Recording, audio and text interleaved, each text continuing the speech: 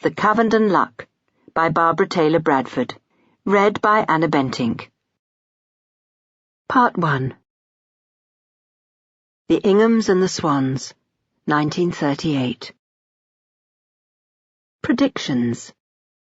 Tinker, tailor, soldier, sailor, rich man, poor man, beggar man, thief.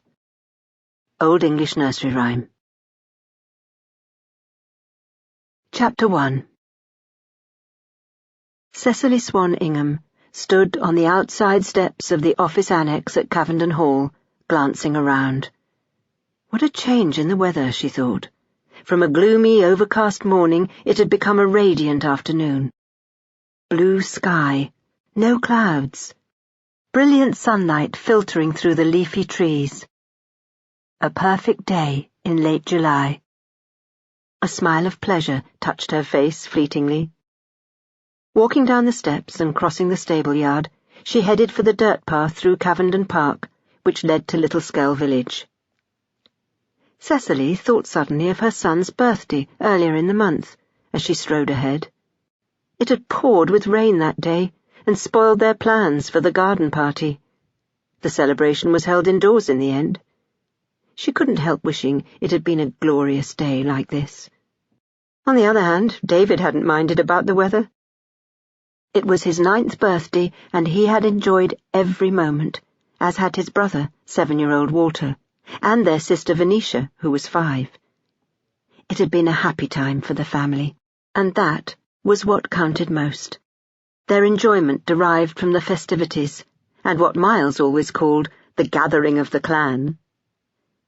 Later that night, when they were in bed, Miles had drawn her closer to him, and had wondered out loud where all the years had gone. She had said she didn't know, and had reminded him that time always flew when they were together. He had laughed, and pulled her even closer, stroking her hair. After a moment, she had added that they had been busy raising 3 children, going about their own business and keeping Cavendon safe. She recalled how he had murmured his thanks for all that, had wrapped his arms around her, then slipped on top of her, kissing her, touching her tenderly. Within seconds they were making love to each other with the same excitement and joyousness they had always known. Suddenly, remembering that night so clearly, she couldn't help wondering if he had made her pregnant on their son's 9th birthday. They had both been so eager for each other and intense. It had been a passionate night. The idea of pregnancy lingered. She was 37. If she was pregnant, then so be it. I must think of another child as a gift, because soon my childbearing years will be over.